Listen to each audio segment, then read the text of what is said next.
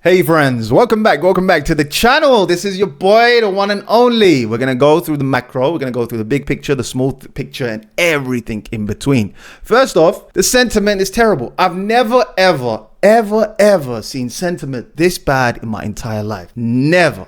Like never. So I'm gonna help you out. It's not all doom and gloom, guys, yeah? It's not all doom and gloom. I did predict that altcoins are going to head down lower. Remember, we are going to be in a position of strength when this goes back up again. Altcoins are going to break. Altcoins are going to break. Altcoins are going to break. They will break. I did tell you that altcoins are going to head down lower. Unfortunately, that's the case. We don't have QE. We do not have QE. And altcoins are just a liquidity play of QE. Okay? It fell on deaf ears, unfortunately. But I hope you're safe. I hope you're good. I hope everyone's good and your family's good. We're going to start off with Bitcoin. Bitcoin's the king, the daddy. Everyone's a Bitcoin maxi now. Everyone in the room is a Bitcoin maxi by now. On the monthly, we are down, and this is not looking good. On the monthly for October, that's not a good sign. Normally in October, it's a bullish period. We all know this. On average, it goes up by around 20%. We're down for the monthly. We're down around 4 to 5% on the monthly. We still have a few more days left to the end of the month. We could close on a green. If this closes on a green, then the tide has changed, ladies and gentlemen. We still have roughly 7 to 8 days left. We have 8 days left till October ends. I did say that the line in the sand is 108, ladies and gentlemen. That's the line in the sand. If we fail to hold 108 and we go lower, we will be in just a little bit of trouble. Not a lot, ladies and gentlemen, but a little bit of trouble, okay? So currently we're just above 108. Now we're forming a death cross very shortly. We're forming a death cross, and in this death cross, contrary to everyone's belief, we normally mark the very bottom for a death cross. Every time we form a death cross, it marks the relative bottom, okay? Exhibit A was a death cross over here. 2 days later, we formed the absolute bottom. We formed a death cross here, okay, and that was literally a few days before the death cross. And again, we have another death cross here, right over here, and it was literally on the day of the death cross.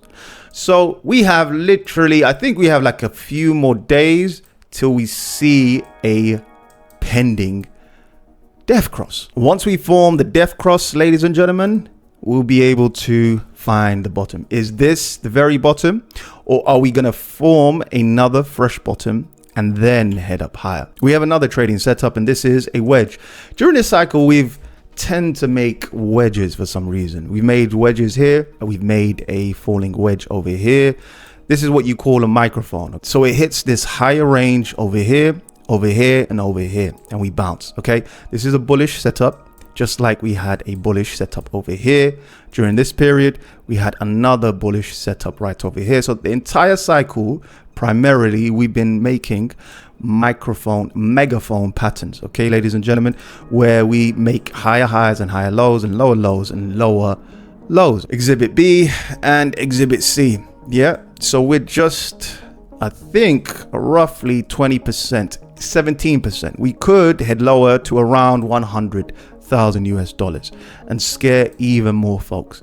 If we head to 100,000 US dollars and maybe wick to 99, that will make everyone in the room bearish. We still have some folks that are bullish, maybe like 10 or 20% are bullish on crypto, and that's going to shake everyone out. It's going to shake everyone out, and then the big money steps in, buys cheaper Bitcoin, cheaper Ethereum, and then we head up higher.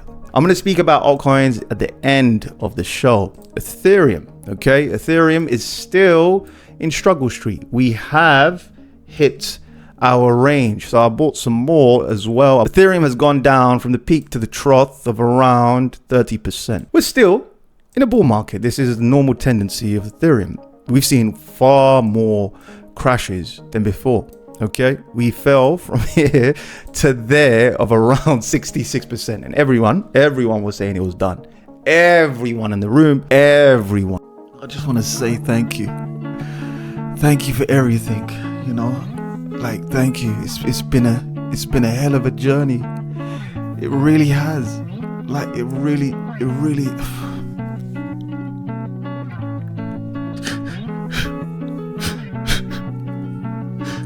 It's been amazing, you know?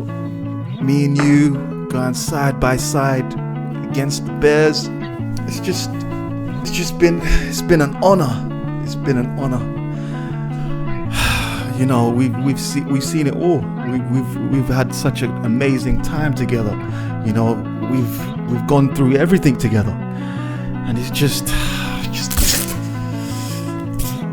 we're saying it was done. I was buying more during this period. Okay, I gave you the bottom of Bitcoin time and time again.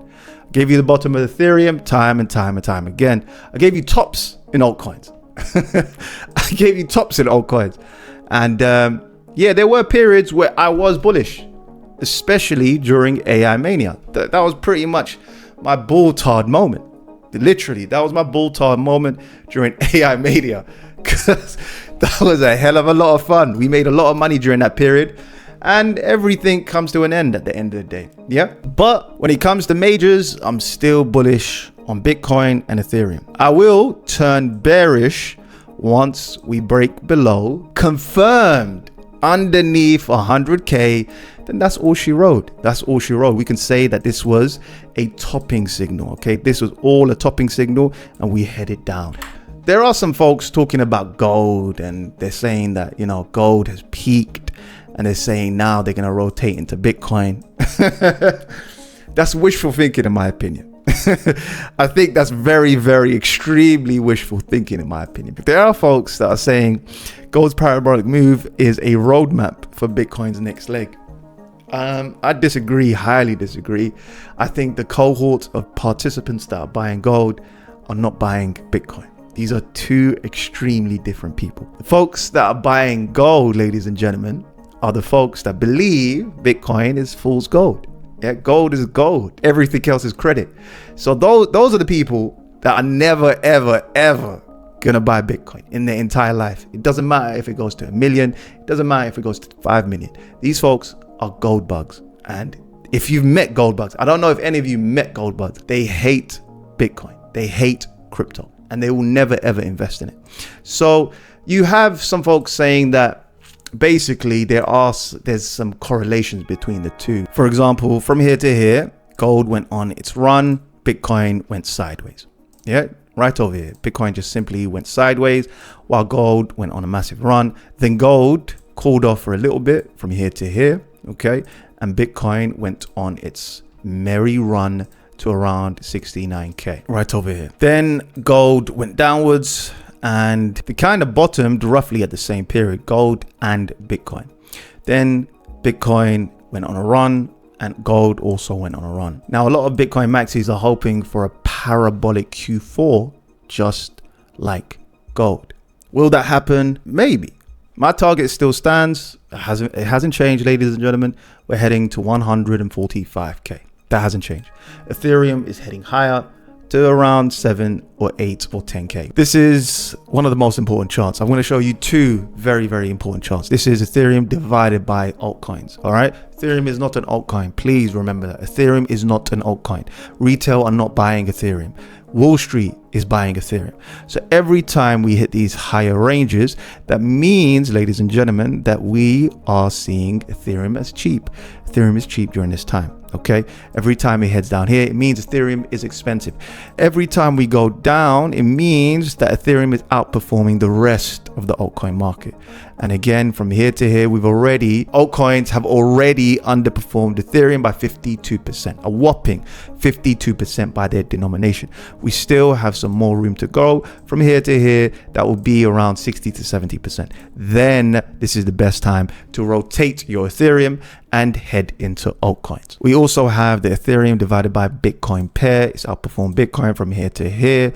Okay, this was the very bottom. I gave you the very bottom. Right now, we're forming a bullish pennant to head to higher ranges of around 0.38. We could head up higher to 0.52. One of my favorite charts is Bitcoin dominance plus Ethereum dominance plus USDT dominance and USDC dominance. And as you can see here, ladies and gentlemen, we formed a wick. What did I say earlier? We fill the wicks. We must fill the wicks. This cycle is playing exactly the same as the previous cycle in 2020. We're going to see dominance in both Bitcoin and Ethereum head up higher to 90 right over here. Follow the wicks and you'll know your answers. You'll find your answers. So right over here at 90, we will form the very peak. Now, I don't know the date or the time. Bitcoin and Ethereum do not have calendars. I do not know exactly when it's going to happen, but it will happen, ladies and gentlemen. Dominance for Bitcoin and Ethereum is heading up higher. All your favorite YouTubers or KOLs and whatnot, they're all going to rotate into Bitcoin and Ethereum. I've overlaid the Bitcoin price over here, and I'm going to overlay the Ethereum price over here. These two are the majors, the blue chips. Everything else is just everything else, basically. So as you can see here, Bitcoin goes up first. Dominance in Bitcoin and Ethereum surge. Bitcoin makes an all-time new high, whether it's Q4 or early Q1, wherever the case may be. This is played out again and again and again. So we're going to see Bitcoin make an all-time new high to 145. That will make Bitcoin dominance head up higher and Ethereum dominance head up higher. This is Ethereum. Ethereum makes fresh all-time new highs. When it makes new all-time new highs, dominance surges, it swallows up all that liquidity. Altcoins bleed while Bitcoin and Ethereum go up higher. Then finally, when Ethereum stays above its all-time new highs, we have altcoin season. Then we have Solana. Solana is still kind of in struggle street. However, looks fine. Sentiment is terrible across the board. Like it's the worst I've ever seen sentiment. It's terrible. But I'm not really surprised when you've got like, this was going to happen, guys. When you got projects that are completely shutting down. We regret to announce that Kadena organization is no longer able to create business operations and will be ceasing all business activity and active maintenance of the Kadena blockchain immediately. We are tremendously grateful to everyone who has participated with us in the journey. We regret that because of market conditions, we are unable to continue to promote and support the adoption of this unique decentralized offering. A lot of projects claim to be decentralized, and then, you know, the money runs out and the chart looks like this, ladies and gentlemen. Let me show you the chart of Kadena. I did say we're gonna fill the wick, but I didn't think it was going to be this soon. We filled the wick, guys. That's the good news. There are participants out there that will tell you this is a great buy at the dip opportunity. Like, it's become a meme now. It's become a meme now. Buy the dip opportunity. This is a buy. It's become a meme. This is a great time to buy. Bro, it's gone down. Look at fast token. So things are definitely breaking in the space, 100%. And I kind of understand the sentiment. A lot of folks just mainly bought small caps, unfortunately. They just bought meme coins, small caps. They only had a little bit of money, so they just wanted to buy small caps. And the market punished them. That's the truth. That's the truth of the matter. So it was better to be risk off this entire year. It was better to be completely risk off. Matter of fact, the market is telling us every time we take on less risk, we're going to be rewarded. Simple as that. Now, I know gold, technically a lot of haters out there for gold, but little did they know this is not over for gold. Like, little did they know that it's certainly not over for gold. Yes, it went down by 6% and everyone's celebrating. All the haters are celebrating. Yeah, I bought gold a long time ago. I told folks to move your stable coins into gold. It fell on deaf ears. So right now, people were panicking and crypto bros ended up buying the peak at top. If you choose less greed, you will be rewarded. Simple as that. Gold and silver are outperforming immensely. And I did say that gold will be the best performing asset of this year. So what happens to Bitcoin? Well, Bitcoin could just move sideways until the end of the year, ladies and gentlemen. And then Q1, we could head up higher. We could do that. Now, I've heard it all. I've heard the right cycle, the left cycle, translated this, the super cycle. Man, I've heard every single one out there. Like, it gets to a point where, bro, every time you've been calling tops in every single pump. Every pump you've been calling tops. Yet retail don't hold this. Retail have been permanently shaken out. Permanently. They're never ever gonna buy Bitcoin. What, at 100,000 US dollars? They're never ever going to buy it. They've been permanently shaken out. Ethereum, it belongs to institutions now. And the rest of the altcoin market, because of the PMI, the economy, inflation, higher bills, rent, tax, so many things have hindered retail from actually entering the space. And that's why we've got such a dystopia, that's why we've got anarchy in the space. We have Bitcoin and Ethereum doing relatively well. And then we have altcoins that are doing horrendous. Crypto is doing horrendous at the moment. Stocks are going up, meme stocks are going up, everything is going up. Yet this space continues to go down. And the only way it changes, ladies and gentlemen, is once we have QE. You need to pray for a goddamn recession, because the only reason that man over there, in Capitol Hill, Jeremy Powell, will ever start QE is when stuff actually breaks down, when stuff really breaks down. The altcoin market goes up tremendously when we are in a period of liquidity, when we have a lot of liquidity. Exhibit A is over here in 2017. I don't really like to talk about fundamentals too much, but when we have QE, ladies and gentlemen, we see these kind of gains. I'm talking about projects that do 200, 300, 500x returns. SHIB, the dog coin, went from 0 to all the way to 50 billion market cap, a 1 million X return, because of situations like this. We are not in a period of quantitative easing. We are in a period of quantitative tightening. I did say many times, we will feel the wick. We're gonna feel the wick, ladies and gentlemen. My name's not Ahmed if we don't feel the wick. Now, with macro, it takes a long time. It takes a long time for these stuff to happen, So it's like gradual, and then all at once. Macro takes a long time. So with macro, it happens very slowly and then all at once, okay? So it takes a very long time. Some of them could take like 2 years, 5 years. It takes a long time for macro to play, but once it plays, comes all at once. I'm talking about Solana's down by 16%. I'm talking about BNB's down by 24%.